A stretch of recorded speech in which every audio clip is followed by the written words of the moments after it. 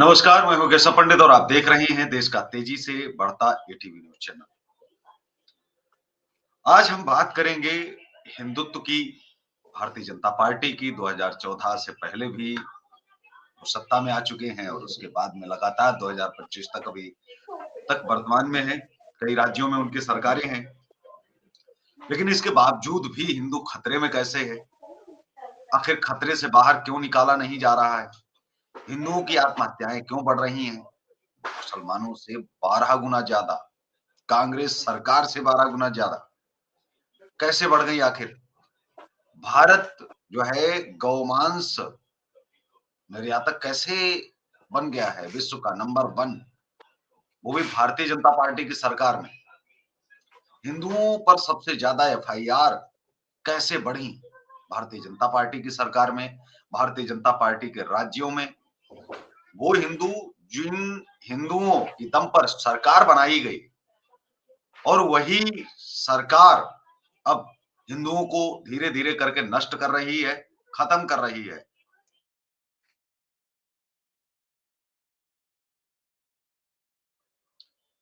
अब सवाल ये उठता है कि आखिर ये कैसे कम होगा? कब तक भारतीय जनता पार्टी हिंदुओं को मूर्ख बनाएगी? हकीकत क्या है? क्या फसाना है? कहां पर भारतीय जनता पार्टी गुमराह कर रही है? कहां पर उसके हाथ में है लेकिन हल देना ही नहीं चाहती?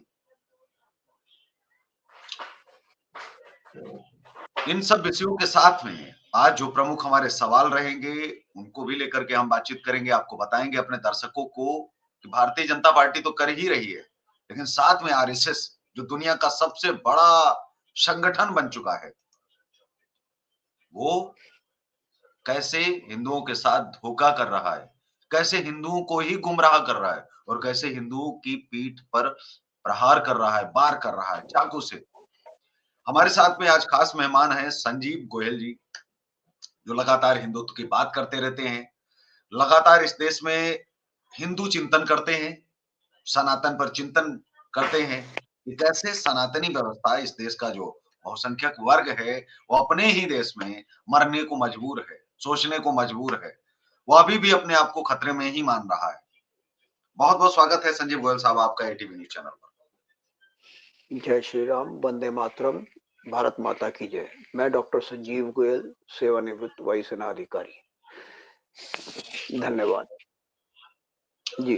भारत के अंदर कहा जाता है, शंकराचार्य जिसको लेकर के लगातार लड़ाई अभी भी अभिमुक्तेश्वरानंद जी लड़ रहे हैं और उन्होंने कहा था कि भाई इस देश में गौ हत्या बंद करिए, गौ माता की पूजा कर रहे हैं योगी जी भी, मान्यवर मोदी जी भी, लेकिन गौ हत्या प्रतिबंधित न हो जाए या की नहीं जाए, इसको लेकर के कोई बिल विल वगैरह पेश नहीं किया गया। कहीं कोई लंबा चौड़ा भाषण भी नहीं आया। अभी आजकल एक भाषण नया चल पड़ा है जो मोदी जी का है, सबका साथ सबका विकास। ऐसे ही तो करेंगे सत्यानाश कुछ चीजों का। जी, आप क्या कहेंगे? कैसे गौमांस जो है निर्यात में भारत नंबर 1 बनता जा रहा है? कांग्रेस की सरकार तो नहीं है, तो भारतीय जनता पार्टी के जिंदाबाद के नारे लगने ही चाहिए और हिंदुओं को आगे चल करके बताना भी चाहिए कि कैसे गौ हत्या हो रही है, कर कौन रहा है। जी। जी, देखिए, सबसे पहले तो मैं यही कहूँगा, तो ये जो पहले से चला आ रहा है, इसका रोक तो बहुत ज़रूरी है, क्योंकि जब तक ये नहीं होगा, पहले क्या था, हम गौवंश पालते थे, तो ये इतना खुल के नहीं आता था। और आज के टाइम में, समय में ये हो रहा है कि कोई भी गौवंश को पाल नहीं रहा। और इसके चलते गौवंश जो पाल भी रहा है, वो अपना दिन में या छोड़ देता है, शाम को गाय आ गई। अगर वो दूध देने वाली गाय है, तो उसकी चिंता उसको रहती है, वो ध्यान देता है कि वो आई है कि नहीं आई। और गाय दूध देने वाली नहीं है, तो उसको इतनी टेंशन नहीं है, आज नहीं आई तो कल आ जाएगी, घूम फिर के आ जाएगी। तो इसी का लाभ उठा के जो ये गौ तस्कर है, वो गाय उठा लेते हैं, गौवंश को उठा लेते हैं। एक तो ये सबसे पहले तो इसके ऊपर सख्त से सख्त कानून आना चाहिए कि गौवंश को खुला नहीं छोड़ा जाए कहीं भी, किसी भी कीमत पे। और जिसकी भी गौवंश मिले तो उसके ऊपर बहुत ही भयंकर रूप से दंडित होना चाहिए। जब तक ये दंडित नहीं होंगे, इनके ऊपर कोई कठोर से कठोर दंड नहीं लगेगा, तो इसका कोई इलाज नहीं है। और लोग बोलते हैं कि एक कर रहा है तो सब क्यों भुगते? जब तक सब नहीं भुगतेंगे तब तक दूसरे को डर नहीं रहेगा। 1-2 हो सकता है निर्दोष भी फँस जाए इसमें। मैं नहीं कहता कि कभी कोई निर्दोष नहीं फँसेगा, निर्दोष भी फ सबसे बड़ी प्रॉब्लम तो आज हमारे इसके कानून की है कि चाहे लाख मुजरिम छूट जाएँ, लेकिन एक निर्दोष नहीं फँसना चाहिए। उसके चक्कर में हमेशा ही निर्दोष ही फँसता है और लाखों मुजरिम छूट जाते हैं। इसके लिए उल्टा होना चाहिए, चाहे भले ही एक मुजरिम एक निर्दोष फँस जाए, लेकिन क्या बोलते हैं मुजरिम एक भी नहीं छूटना चाहिए। देखो निर्दोष भी नहीं फँसेंगे, मुजरिम और सारे के सारे सही होते चले जाएँगे। जब तक डर नहीं होगा, डर के भय बिन होए न प्रीत। जब तक डर नहीं होगा, आपको मालूम है कि आप अंधेरे में निकलोगे, आप जिस मोहल्ले में या जहाँ भी रहते हो, वहाँ कोई जंगली जानवर है, शेर है, चीता है, तो आप रात को नहीं निकलोगे जब तक आपको ये डर रहेगा कि वहाँ जंगली जानवर है, वो अटैक कर देगा। जब आपको मालूम है नहीं है, तो फिर वो आप खुलेआम निकलोगे। तो वही चीज़ें डर बैठाना भी बहुत ज़रूरी है। डर जब तक अंकुश नहीं रखा जाएगा तब तक कुछ फ़ायदा नहीं है। कितने भी नियम बनाओ, नियम को पालन सख्ती से जब तक नहीं किया जाएगा तब तक कोई वो नहीं होगा निवारण। जी, एक आंकड़ा आपको बता रहे हैं, यूपीए शासन में 2004 से जो 14 तक रहा है, कांग्रेस की सरकार रही है। इस दौरान भी निर्यात में भारी वृद्धि हुई पिछली सरकार की तुलना में। 2004 से पहले औसत 0.3 से लेकर 0.5 मिलियन टन सालाना जो है वह निर्यात होता है। 2013 से 14 के करीब 2 मिलियन टन, मतलब 20 लाख टन तक पहुंच गया। इसके बाद में वृद्धि दर 2000-2015 के बीच सालाना 14% यूएसडीए रिपोर्ट जो कह रही है। यूपीए की पिंक रेवोल्यूशन जो नीतियां थी, सब्सिडी, मेल, बफेलो, कैलाप्स स्कीम आदि, इसके कारण एनडीए का शासन आया। भारत सरकार में नरेंद्र मोदी जी आए, हिंदुत्व वाली सरकार कही जाने लगी। 2 से सीधा 2.5 मिलियन टन हो गया 14 में। 2015-20, फिर 22, 23-24 और 2025 अनुमान जो है इस समय जो आप लगाया जा रहा है 1.65 मिलियन टन 2025, अभी पूरा नहीं हुआ है। यूएसडीए की रिपोर्ट अभी कह रही है। ये तो लगातार बढ़ रहा है। राम मंदिर बना, अयोध्या में 2024 में रामनवमी जुलूस पर पथराव जो है वो कैसे हो गया? राम को गालियां दिन रात भारत में ही बैठ करके लोग कैसे निकाल रहे हैं? हिंदू गाली निकाल रहा है, कोई मुस्लिम नहीं निकाल रहा है। बड़ी संख्या में जो नवबौद्ध अम्बेडकरवादी हैं वो लगातार भगवानों को गाली दे रहे हैं। कोई भी इस निंदा कानून हमारे भारत में नहीं आया। पाकिस्तान में कानून है, इस निंदा के तहत यदि कोई भी वहां खिलाफ बोलेगा भगवान के तो सीधा सूली पर टांग दिया जाएगा। टाइम ही नहीं है, किसी की आस्था दुखेगी नहीं। भाई आप नहीं मान रहे हो मत मानो, लेकिन आप कुछ बोल नहीं सकते हो, सीधी बात है। तो जो दिन रात जहर उगला जा रहा है, जिसके कारण बहुत सारे नए बाबा आ गए हैं, कुछ लोग जो है वो एकेश्वरवाद की तरफ बढ़ रहे हैं, कुछ मूर्ति पूजा का विरोध कर रहे हैं, लेकिन इसके बावजूद भी जिस तरह की गंदी गालियां, वाहियात जो है देवी देवताओं के लिए सब ये सब कहे जा रहे हैं, तो राम मंदिर बनाने का फायदा क्या जब एक कानून नहीं बनाया जा रहा है? तो इस सरकार 2014 से लेके अभी तक जितनी गालियां पड़ी हैं, मतलब अभी तक के पूरे इतिहास में जितनी गालियां देवी देवताओं को पड़ी होंगी उतनी भाजपा सरकार में अकेले पड़ गई है। आने वाले समय में अगले 100 साल के लिए भी क्यों इस निंदा कानून बनाया नहीं गया? क्यों साधु संतों को लेकर के टिप्पणियां लोग जो है अनर्गल कर रहे थे और इसको लेकर के कोई कानून नहीं बनाया गया? फिर हिंदू खतरे में नहीं रहेगा क्या? कैसे खतरे से बाहर उभरेगा? जी देखिए, सबसे बड़ी चीज़ तो इसमें इस निंदा कानून बहुत ज़रूरी है, जिसमें देश और धर्म दोनों को लिया जाए और देश के महत्वपूर्ण पद जैसे सेना या प्रधानमंत्री, राष्ट्रपति ऑन ड्यूटी जो है, उनके ऊपर कोई भी मतलब आप विरोध करो, मैं विरोध का मना नहीं कर रहा हूँ, विरोध कीजिए, लेकिन अभद्रता नहीं होनी चाहिए। आज विरोध के नाम पर अभद्रता ज़्यादा है। मोदी जी को गाली, प्रधानमंत्री है और उनकी उम्र देखिए, अधिकतर वो लोगों के मतलब पिता तुल्य हैं। उनकी उम्र के हिसाब से। तो कम से कम आप ये सोच के देखिए कि क्या आप उस लहजे में अपने पिता से बात करेंगे या कोई और आपके सामने आपके पिता से उस लहजे में बात करे तो क्या ये तो कैसा फ़ील करेंगे? तो वो चीज़ें सोचनी चाहिए। इसलिए सबसे पहले ये 2-3 कानून वो होने चाहिए और हमारे संविधान हमारे जितने भी कानून हैं, ये सब अंग्रेज़ों के ज़माने के चले आ रहे हैं या संविधान में जो बना था तब के हैं 1950 के। उन सब कानूनों में आज की वो उस ज़माने का संविधान अच्छा था क्योंकि उस ज़माने में लोग अनपढ़ अधिक थे, कम नॉलेज वाले थे। आज गूगल है, सब कुछ है, लोगों के पास ज्ञान का भंडार भरा पड़ा है, कुछ जो नहीं मालूम है वो ढूँढ के कर लेते हैं, साधन है। तो इसलिए उसके हिसाब से कानून में बहुत भारी बदलाव एक तरह से मैं बोलूँ तो ये कहा जाए कि पूरे के पूरे कानून सिस्टम में ही बदलाव होना चाहिए, संविधान में, कानून सिस्टम में, ताकि कोई भी किसी के विरुद्ध ना किया जा सके। जब तक ये नहीं होगा आप कुछ भी कर लो, कुछ भी नियम बना लो, कोई फ़ायदा नहीं है। गौ रक्षक के लिए बनाओ या किसी के लिए भी बनाओ, कोई फ़ायदा नहीं है जब तक कि वो कानून नहीं बनेंगे और वो सख्ती से लागू नहीं होंगे।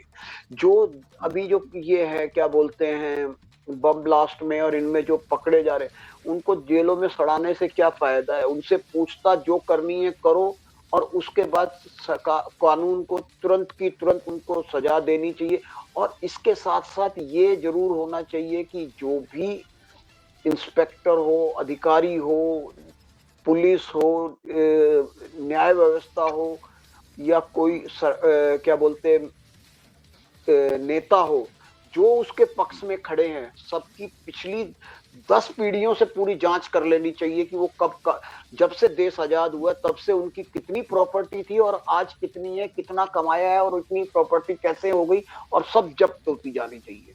सब जब्त की मैं तो इवन ये कहता हूँ एक कानून ऐसा आना चाहिए कि जितने भी अधिकारी हैं और नेता हैं इनकी 1950 से 47 से जांच होनी चाहिए 1950 से कि उनके बाप दादा के पास कितनी संपत्ति थी, क्या करते थे और वो आगे पीढ़ी दर पीढ़ी क्या करते हैं, इतनी संपत्ति कैसे है वो साबित करनी चाहिए, नहीं तो उनका जब्त होना चाहिए सारा का ठीक है। सारा।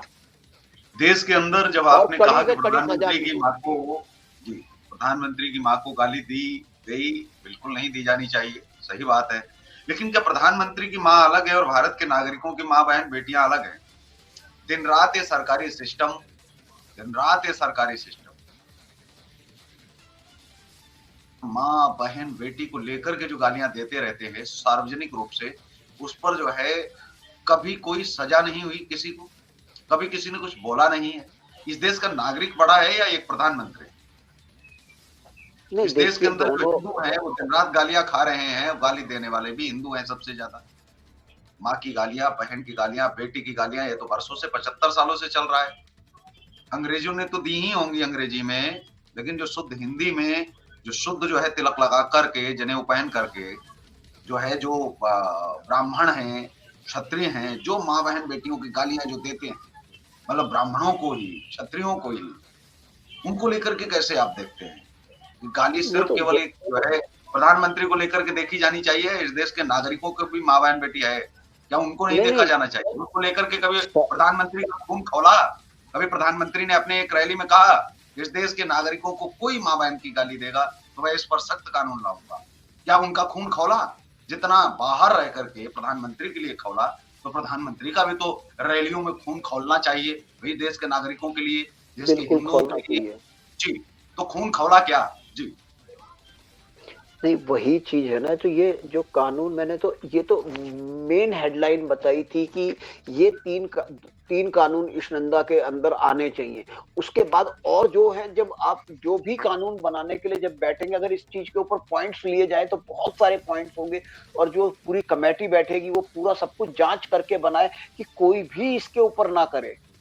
और आज देखो यही चीजें है ना आजकल स्कूलों में और इधर जगह जगह बच्चों के छोटी छोटी बच्चियों के ऊपर जो हो रहा है उन सब के ऊपर स्ट्रिक्ट होना चाहिए कि उनको मतलब अच्छा दूसरा एक सबसे बड़ी चीज मेरे को ये है कि मेरा एक मानना है आधार कार्ड जो है आधार कार्ड में हमारा नाम बाप का नाम क्या बोलते हैं जन्म तिथि और पता वगैरह होता है इसके साथ साथ सबसे मेन चीज है उसमें धर्म भी मेंशन करना चाहिए। जो ये कन्वर्शन करके और उसका फायदा उठा रहे हैं। जब आप आज को आपको कहीं भी स्कूल में, कॉलेज में, कहीं भी एडमिशन लेना है, नौकरी में, आपको आधार कार्ड पहले सबमिट करना है। जब उसमें वो आपका धर्म आ जाएगा तो ऑटोमेटिक पता लग जाएगा कि आप उस आरक्षण के लिए एलिजिबल हैं या नहीं है। और उसके साथ साथ कुछ ऐसा सख्त कानून होना चाहिए कि मैं भले ही उसमें आरक्षण, उसमें तो हिंदू लिखवा दूं, लेकिन फिर मैं यहाँ बौद्ध बन के, क्रिश्चियन बन के, जो ऐसा कर रहा है उसके ऊपर भी सख्त होना चाहिए। सीधी उसके ऊपर कोई सुनवाई नहीं होनी चाहिए, सीधी उसके ऊपर सजा होनी चाहिए। ऐसे सख्त कानून जब तक नहीं होंगे ना, मेरा तो साधारण सा एक ही सोचना है, जब देश में इमरजेंसी लगा के इसको घुसाया जा सकता है सेकुलरिज्म को, तो इमरजेंसी लगा के हटा के हिंदू राष्ट्र भी बनाया जा सकता है और ये सारे कानून भी बनाए जा सकते हैं। 1 साल के लिए या 2 साल के लिए इमरजेंसी लगा के देश को पूरा स्क्रू टाइट करना चाहिए, तसल्ली से अपने आप सही रास्ते पे आएगा। ठीक है। पाकिस्तान के अंदर रहने वाले जो हिंदू हैं उनकी इतनी चिंता है कि उनको लेकर के कहा गया कि भाई हम नागरिकता दे देंगे। आपको कितना ठीक लगता है? क्या वो हिंदू जो पाकिस्तान से आएंगे उनका वो वेरीफाई कौन करेगा कि ये हिंदू ही है, मुस्लिम नहीं है? वहां से आके यहाँ हिंदू नहीं बनेगा, या फिर वो उस विचारधारा से प्रभावित नहीं है? अगर हिंदू गद्दार हो सकता है, हिंदू तो बहुत सारे गद्दार निकले हैं ना यहाँ। वो तो पाकिस्तान में रह रहे हैं, करोड़ों रुपए दे करके उनके परिवार को, मान लीजिए कि आधा परिवार किडनैप करके उनको भेज रहे हैं या नहीं किडनैप करके भेज रहे हैं, लेकिन उनको यहाँ सीधे सीधे नागरिकता दे देना, मतलब किसी को बोलो कि आप बहुत कमजोर है, हम आपको सुरक्षा देंगे। अरे सुरक्षा क्यों देंगे? हम हथियार देंगे, हम मदद करेंगे, हम हेल्प करेंगे, हम सहायता करेंगे, ये बोलिए ना कि अपने घर दे दीजिएगा किसी को। अगर कोई आपको गांव में लग रहा हो कि वो अपने घर में सुरक्षित नहीं, उसके घर से निकाला जा रहा, तो आप अपने घर से, घर अपना बांट के आप दे देंगे, उसको अपने घर में रख लेंगे, कहेंगे कि नहीं आप मेरे घर में आ जाइए, या उसकी मदद करेंगे, कहेंगे कि नहीं जो हिस्सा है वो आप लीजिए, हम आपकी हेल्प करते हैं, हम आपकी सहायता करते हैं, अगर आप उसके साथ में वाकई में खड़े होना चाहते हैं। इतना कमजोर हिंदू हो गया है कि आप उसको और कमजोर दुनिया को क्या उदाहरण देना चाहते हो? लड़ना मरना नहीं जानते, ये बड़ी नपुंसक और कायर कौम है जो लड़ना ही नहीं जानती। अरे जितने हैं उनको बोलिए कि आप लड़िए, उठिए, खड़े होइए। आप तो बहुत कम है। आप तो इतिहास पढ़ लीजिए सरदारों का, जहां 27-28 जो है,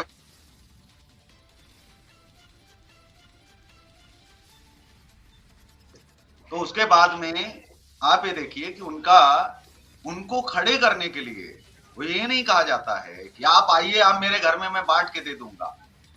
कितने लोगों को बसाया जाएगा? फिर तो बांग्लादेश से भी आ जाएंगे, फिर तो वहां जो मुस्लिम, जो क्रिश्चियन बन रहे हैं, एक्स मुस्लिम हो चुके हैं बड़ी संख्या में, वो तो सीधे सीधे हिंदू बन जाएंगे कि हिंदुस्तान की नागरिकता तो एकदम रबड़ी खीर मलाई है, ले लीजिए। वहां जाएंगे तो वहां उसके बाद में हम फिर कोई भी धर्म बाद में ले लें, बाद में चेंज कर लेंगे, यहाँ पहले चेंज करेंगे हिंदू, तो वहां की सरकार हिंदू लिख के दे देगी। यहाँ ये हिंदू आ जाएगा, फिर उसके बाद में वो मुस्लिम बन जाए। भाई बाद में रोकथाम थोड़ी है, कहीं ऐसा तो लिखा नहीं आप पूरे जीवन भर किसी के जो है आपको हिंदू ही बने रहना है। उसके मौलिक अधिकारों का हनन होगा, संविधान में तो सब कुछ है ना। तो आप मुझे चीज बताइए, ये जो हिंदुओं के लिए, हिंदू के नाम पर जो दरवाजे खोले जा रहे हैं और जिसमें आतंकवादी आ रहे हैं, अभी तक तो आतंकवादी आए हैं, अभी तक तो मुझे लगा नहीं है खास करके कुछ विकास हुआ है।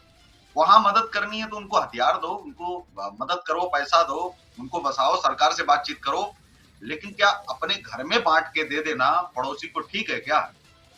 कोई रिश्तेदार अपने घर से बेघर हो जाए तो अपना घर बांट के दे देंगे? जी, कितना सही नहीं लगता है? ये नहीं, इसमें तो जांच का पूरा विषय है कि इसको पूरा प्रॉपर जांच के आधार पर होना कैसे चाहिए, जांच ऐसा करोगे? तो। जांच में तो यही देखेंगे ना कागज, कि पाकिस्तान सरकार के कागज में हिंदू लिखा है, तो हिंदू लिखा है तो हम मान लेंगे, क्योंकि मानना ही पड़ेगा। जांच के नाम पर आप पड़ोसी तो उसके रहे नहीं है, तो जो अधिकारी हैं वो कभी क्या वहां पैदा हुए क्या पाकिस्तान में? कैसे पता करेंगे पाकिस्तान के हिंदुओं का? यहाँ भाई आप नहीं तो कागज पर लिखा ही मानोगे ना सरकार का, उनकी वही वेबसाइट चीज का, वहां है। की सरकार तो लिख के दे देगी। जी, क्या हिंदुओं को, पाकिस्तान के हिंदुओं को हिंदुस्तान में लाना ठीक है, या फिर उनकी वहां पर मदद करना ठीक है? कि उनकी मदद करो, वहां पर उनको जो है बसाओ, उनको कहो कि अपना हक लो, अपनी चीजें करो, और सरकार से लड़ने के लिए आप उनकी सहायता करिए, वो तो समझ में आता है, लेकिन घर में हिस्सा कौन देता है भाई? जी। नहीं, वो बात आपकी सही है, लेकिन कहने का मतलब है आप उनके देश में आप किस आधार पे आप जाके एंटर करके उनको सहायता दे सकते हैं, किस आधार पे आप उनको हथियार या कोई भी चीज पहुंचा सकते हो? ऐसा तो हो नहीं सकता। ये तो बिल्कुल इसी असंभव आधार बात पर, बोल रहे हैं। नहीं, हथियार का मतलब यह है कि उनकी सुरक्षा की मांग की जाए। किस आधार पर सऊदी अरब भारत के मुसलमानों को 75 सालों से पैसा भेज रहा है, किस आधार पर भेज रहा है? अमेरिका यहाँ के ईसाइयों को पैसा भेज रहा है, किस आधार पर मदद कर रहा है? यहाँ इस देश में बाहर से बैठे हुए जितने देश हैं, वो अपने-अपने कम्युनिटी की हेल्प कर रहे हैं, वो किस आधार पर कर रहे हैं? तो भारत भी उसी आधार पर कर लेगा। क्यों आधार नहीं है इसके पास? अमेरिका के लोग क्या अपने घर बाँट देते हैं क्या ईसाइयों को कि नहीं आपको वहाँ सताया जाए तो आप घर आइए? जी। नहीं, बात आपकी सही है, उसके लिए पूरा सिस्टम तैयार किया जाता है और वो होना भी चाहिए। बात आपकी सही है, वो सिस्टम भी तैयार होना चाहिए कि जिसके माध्यम से खाली भारत में ही, भारत के बाहर आसपास ही नहीं, जहाँ भी हिंदू हैं उनके सहयोग के लिए हिंदू वो खड़ा रहे। लेकिन सबसे बड़ी समस्या ये है, आज हिंदू अपने पड़ोस में अपने लिए नहीं खड़ा हुआ हो रहा है, अपने पड़ोस छोड़ो, अपने लिए नहीं खड़ा हो रहा है, दूसरों के लिए क्या खड़ा होगा? सबसे बिल्कुल। बड़ी समस्या तो यही है। आप ये देखो, अगर मालूम पड़ा हिंदू के साथ किसी का हो रहा है, उसके घर वाले ही बोलेंगे जाने दो, तुम अंदर आ जाओ, मरने दो, लड़ने दो, गाली देगा, मारेगा, पत्थर फेंकेगा, वो करके चला जाएगा, तुम अंदर आ जाओ। तो अब ये सोचो, हिंदू हिंदू अपने लिए नहीं खड़ा हो रहा है तो दूसरों के लिए क्या करेगा? ये सबसे बड़ी समस्या। हिंदू कब खड़ा होना शुरू करेगा ये समझ में नहीं आ रहा है। मर जाएगा, कट जाएगा, बट जाएगा, सब कुछ होगा, लेकिन खड़ा नहीं हो पा रहा है। क्यों नहीं खड़ा हो रहा है ये नहीं समझ में आ रहा है। हिंदू कब खड़ा होना सीखेगा? ये जो सेकुलरिज्म की घुट्टी ऐसी पिला दी गई है, इसका कोई हल नहीं है। और लोग चाहे, और जहां तक मैं समझ रहा हूं ना, जितना ज्यादा पढ़ा लिखा हिंदू है उतना बड़ा वो सेकुलर है। जितना ज्यादा पढ़ा लिखा हुआ है उतना ज्यादा है, और उतना ही ज्यादा वो खतरनाक है समाज के लिए, सनातन के धर्म के लिए। उसको लगता है कि सनातन जो ये को बात सबसे ज्यादा जो गालियां एक सेकंड, एक सेकंड, सनातन एक को। जी। जो एक सेकंड, एक सेकंड, जो उनको ये लगता है कि जो सनातन की बात कर रहे हैं वो मूर्ख हैं, अनपढ़ हैं, गंवार हैं, उनको कुछ पता नहीं है, उनका तो काम ही नहीं है, उनको कोई काम नहीं है, इसलिए वो लोग खड़े होके ये बकवास कर रहे हैं। उनको सिर्फ यही लगता है। और जो पढ़े, जितना ज्यादा पढ़, आप एक चीज देखो ना, आप साधारण तौर पर भी आप ऑब्जर्व कर रहे होंगे कि लव जिहाद के केस ज्यादातर पढ़े लिखे लोगों, लड़कियों में ही क्यों होते हैं, महिलाओं में ही क्यों होते हैं? अनपढ़ जो गांव की महिलाएं हैं या लड़कियां हैं या कम पढ़ी लिखी लड़कियां हैं, उनके साथ ऐसा क्यों नहीं हो रहा है? ज्यादा करके पढ़े लिखों के साथ ही क्यों होता है? क्योंकि वो ज्यादा समझदार होते हैं। वो अपने बराबर किसी को, दूसरे को समझते नहीं है कि किसी के समझाने से उसको ये नहीं लगता कि कि हम समझदार ज्यादा है, ये हमें क्यों समझा रहे हैं। इसलिए समस्या ज्यादा आ रही है। जी। भारत के अंदर सबसे ज्यादा जो है अम्बेडकरवाद जो है घातक है, या फिर इस्लाम, आप किसे मानते हो? सबसे ज्यादा गालियां, सबसे ज्यादा केसेस, मतलब केवल मानसिक मेरे टॉर्चर ही नहीं, केवल मान जी सवाल पूरा कंप्लीट हो जाने दीजिए। जी जी सबसे ज्यादा जो है मानसिक टॉर्चर, मानसिक, शारीरिक, हर तरह से जो प्रताड़ना हिंदुओं की कर रहे हैं, वो अम्बेडकरवादी कर रहे हैं या फिर इस्लाम के लोग कर रहे हैं? मैं सीधा सीधा आपसे सवाल पूछ रहा हूँ कि देवी देवताओं को गालियां सबसे ज्यादा कौन देता है, अम्बेडकरवादी या मुस्लिम? सबसे ज्यादा ब्राह्मण, क्षत्रिय, वैश्यों को किस तरह से क्या कहा जाता है, विदेशी और फला फला ढिका ढिका, कौन कौन कहता है, कहाँ कहाँ से बोला जाता है, आप ये बता दीजिए। उसके बाद में सबसे ज्यादा जो है वो किस केस में फंसा करके अंदर करवाया जाता है? सबसे ज्यादा सवर्णों को, जो इस देश में सबसे ज्यादा टैक्स भरते हैं, तो सवर्णों को सबसे ज्यादा फर्जी केस सवर्णों के ऊपर लगवाने वाले कौन है? अम्बेडकरवादी। सीधे सीधे खुल करके आपसे पूछ रहा हूँ। जो अपने आप को कह रहे हैं मैं बड़ा छोचित था, मुझको पानी नहीं पीने दिया गया, मैं 9 लाख से हमने पानी ही नहीं पिया, हजारों सालों से बिना पानी पिए हुए जीवित रहने वाले एकमात्र प्राणी धरती पर। तो खतरनाक कौन सबसे ज्यादा है? सबसे ज्यादा खतरनाक कौन है राष्ट्रवादियों के लिए? जो राष्ट्रवादी हैं, जो राष्ट्र की बात करते हैं, राष्ट्र की नींव की बात करते हैं, उनके लिए सबसे ज्यादा खतरा किससे? इस्लाम से या अम्बेडकरवाद से या अम्बेडकरवादियों से, जो फर्जी 99% केस बनाते हैं और सुप्रीम कोर्ट भी बोल चुका है इसको लेकर के। तो कितने मुसलमान हर साल जो है वो प्रताड़ित करते हैं कानूनन हिंदुओं को, और कितने करते हैं अम्बेडकरवादी? दोनों पर मेरा सवाल इसलिए है कि ये जो अपने आप को तथाकथित जो है अम्बेडकरवादी कह रहे हैं, ये तो फर्जी केस लिखाने चले जाते हैं 4 पैसे के चक्कर में, और उसकी गवाही भी कोई ना कोई सवर्ण ही जाकर के देता है। तो इस देश में खतरा सबसे ज्यादा किससे है? जी, ये स्पष्ट कर दीजिए। जी, इस समय देश में सबसे ज्यादा खतरा अंबेडकरवादी सोच के साथ ही है, क्योंकि इनको जो मुफ्त का आरक्षण मिला है ना, भीख मिली हुई है, मैं तो ये शुद्ध भाषा में बोलूंगा, भीख मिली हुई है। मैं ये नहीं बोलता आप आरक्षण दो इनको, आपको आरक्षण देना ना, तो आप 90% जनरल को दे रहे हो कि 90% आने पे ही आपको कोई भी डिग्री मिलेगी या कोई भी एडमिशन मिलेगा, नौकरी मिलेगी। तो इनके लिए 85% रखो कि भाई 85% आपको आएगा तो मिलेगा, 5% का रिलैक्स दो। और अगर 85% से कम है और 85% में आपकी सीट नहीं फुल हो रही, वो जनरल में जाने दो।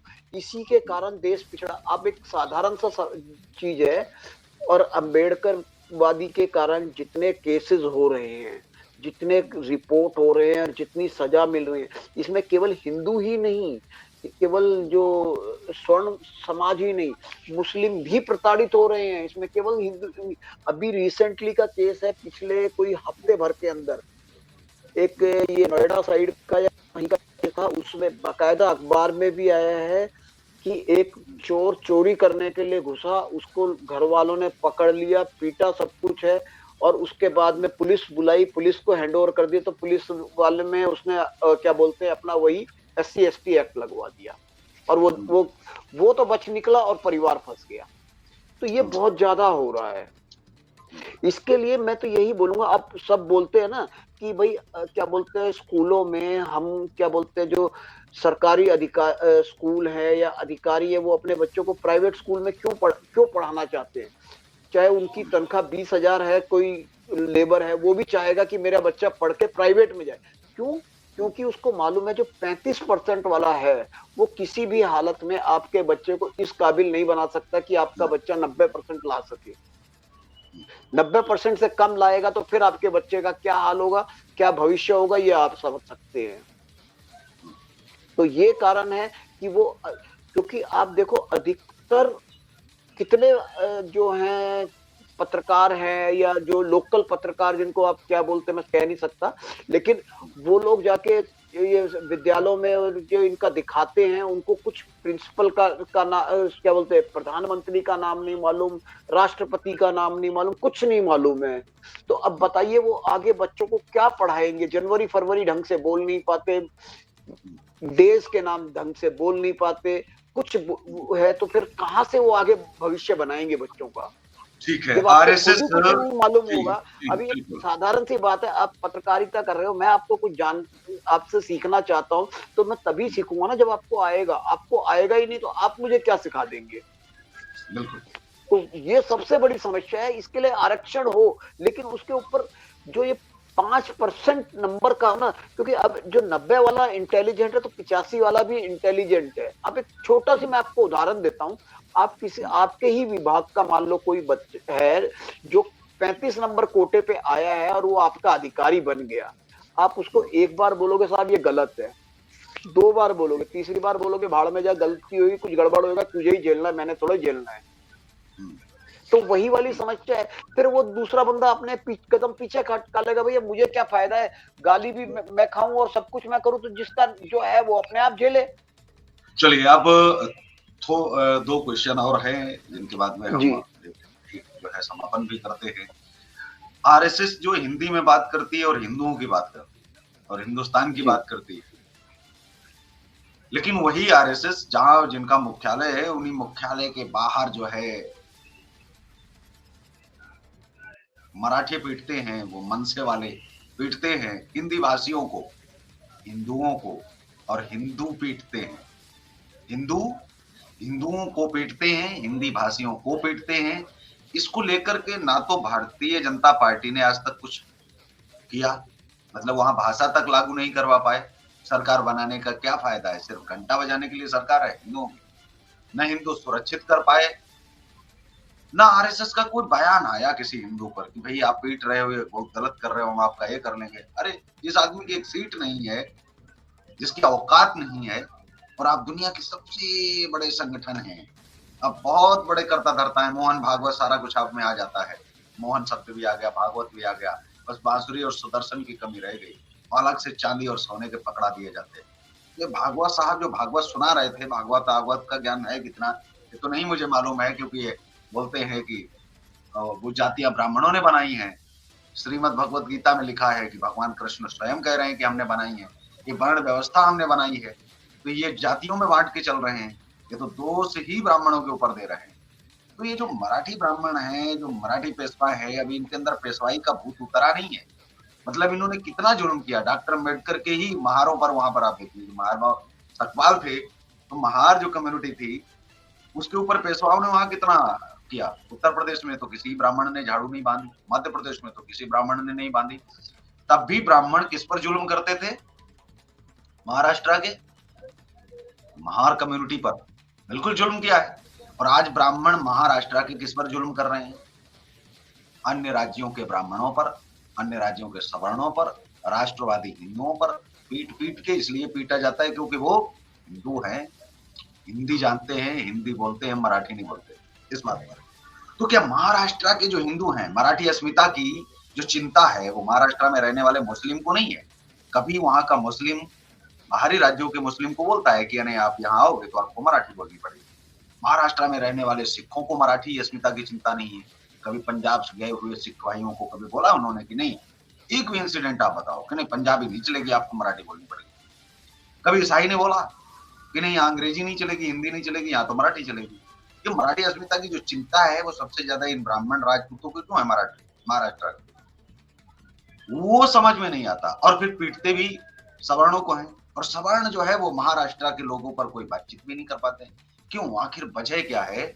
मैं आपसे जानना चाहता हूँ कि क्या वजह है? क्या इस चीज को लेकर के सवाल नहीं होने चाहिए? क्या ऐसे ही छोड़ देना चाहिए? क्योंकि बिल्कुल सब ब्राह्मण वहां के मराठे ब्राह्मण, मराठे राजपूत, मराठे जो ऊंची जाति के लोग हैं, वो अन्य राज्यों से, अन्य प्रांतों से आए हुए ब्राह्मण, क्षत्रिय, वैश्य, शूद्र, सवर्ण और हिंदुओं को खास करके पीटते हैं, टारगेट करके पीटते हैं। इनकी औकात नहीं है अन्य लोगों को पीटने। इस पर आरएसएस कभी बोलती नहीं है, मतलब बड़े मजे से देखती है कि आप पीट रहे हो, बढ़िया है। भाजपा वाले भी बड़े मन से देख रहे हैं। मोदी जी तो कह रहे हैं कि हम तो मराठी सीखने लग गए। डर गए क्या भाई? मनसे वालों से डर गए? नहीं, अभी हम मराठी सीख रहे हैं। क्यों सीख रहे हैं? ऐसी मराठी नहीं हम सीखनी हमें चाहिए। हम हर भाषा का सम्मान करते हैं। जानिए कैसे आप देखते हैं कि आरएसएस नहीं बोली और अभी तक नहीं बोली? वर्षों से दोहन चल रहा है, हिंदी भाषियों के साथ में मारपीट आज का नहीं है, बहुत पुराना है। जी। ये बहुत बड़ी समस्या है। और ये वही है कि जो बोला जा रहा है ना कि क्षेत्रवाद के हिसाब से काटा जाए, लेकिन समस्या ये है कि लोग समझ क्यों नहीं रहे। और ये मुझे समझ में नहीं आ रहा, आरएसएस हिंदू संगठन होने के बाद भी किसी चीज के लिए आवाज क्यों नहीं उठाता? किसी एक चीज के लिए भी उसकी आवाज उठते हुए मैंने नहीं देखी है। हिंदुओं के पक्ष में कोई ऐसा उसका ठोस बयान नहीं आ रहा है। आज साधु संत जो हमारे हिंदू राष्ट्र के लिए चले हैं, मांग कर रहे हैं, लेकिन उनका कोई वो बयान नहीं आ रहा। इन सब से तो जो हमारे बाला साहब ठाकरे थे वो हजार दर्जे अच्छे थे, हजार बोले तो लाखों दर्जे अच्छे थे। वो खुल के बोलते थे हिंदुओं की बात, लेकिन ये हिंदू संगठन होने के बाद भी हिंदुओं की बात नहीं कर पा रहे हैं। इनको मुसलमान कुछ भी बोले कोई फर्क नहीं, वो उर्दू बोले, उनकी नमाज हो, कुछ भी, उधर मराठी की जरूरत नहीं है, वहां उनका सब चलेगा। ईसाई अपना अंग्रेजी बोले कोई प्रॉब्लम नहीं है, दूसरा कोई कुछ बोले कोई प्रॉब्लम नहीं, उनको समस्या सिर्फ हिंदी से है। ये अब बहुत सवाल बड़ी मेरा ये समस्या है है। कि महाराष्ट्र के अंदर क्या हिंदू को कभी किसी मुस्लिम ने पीटा? महाराष्ट्र के अंदर हिंदी के नाम पर कभी सिख ने पीटा? नहीं, ईसाई ने पीटा? नहीं। तो हिंदू को किससे खतरा है? हिंदू से खतरा हिंदू है या को मुस्लिम? हिंदू से ही खतरा है। जी। इस चलिए, तो हिसाब आज से का हिंदू को समय यहीं हिंदू पर से ही खतरा समाप्त है। भी होता है। गोयल साहब हमारे साथ में थे, सनातनी हैं और लगातार सनातन की आवाज उठाते हैं। उनके साथ में हमारी बहुत सारी शुभकामनाएं हैं, क्योंकि सैन्य जीवन में रहे हैं। राष्ट्र हित उनके लिए सर्वोपरि है, राष्ट्र और तिरंगा। और हम भी, हमारा भी मानना है कि हमारे लिए राष्ट्र सर्वोपरि, क्योंकि हम राष्ट्र को लेकर के चलने वाले लोगों में से एक हैं और हम राष्ट्र के साथ हैं। हम राष्ट्र की रक्षा करना जानते भी हैं और राष्ट्र की ही रक्षा करेंगे। धर्म जो है वहीं बसता है जहां देश के लिए, देश के नागरिकों के लिए प्यार है, प्रेम है, समझ है। जहां हिंसा है वहां तो समर्थन ही नहीं है किसी चीज का। अगले डिबेट में हम अन्य तमाम सवाल भी उठाएंगे और हम उजागर भी करेंगे, चाहे भारतीय जनता पार्टी हो, आरएसएस हो, वीएचपी है। अब देखिए, जो हिंदूवादी संगठन है उन पर 2014 से लेकर 25 तक जितने मुकदमे लिखे गए उतने तो 75 सालों में नहीं लिखे गए हिंदू संगठनों पर कांग्रेस के शासनकाल में। तो पूरा इतिहास उठा करके देख लेना चाहिए। 14 से केवल 25 10 सालों में। नहीं, और वो वहाँ भी पे एक यूए पॉइंट पीए के तहत मुकदमे दर्ज हुए हैं उन पर, छोटे-मोटे अपराधों में नहीं। मतलब केवल गौ तस्करी रोकने के लिए यूए पीए जैसे मुकदमे लाद के उनको जेल में डाल दिया गया। सड़ रहे हैं तमाम बच्चे, नए युवा, जो मोदी का झंडा लेकर के चलते थे। उन्हें मोदी की पुलिस पकड़-पकड़ के डाल रही है। माँ बहन बेटी की गाली तो मुफ्त में बिना ब्याज के। तो इस कार्यक्रम में बस इतना ही। बहुत-बहुत धन्यवाद संजीव गोयल साहब जुड़ने के लिए आपका। और इस कार्यक्रम में बस इतना ही। आप देखते रहिए देश का तेजी से बढ़ता एटीवी चैनल। जय हिंद, वंदे मातरम। जय हिंद, वंदे मातरम।